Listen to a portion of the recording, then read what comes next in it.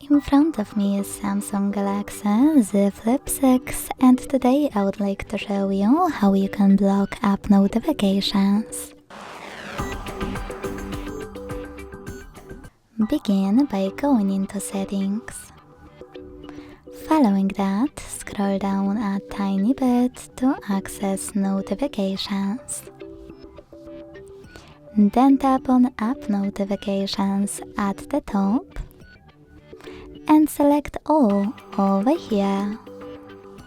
Now click on the best option for you to sort your apps by, for example, most frequent notifications.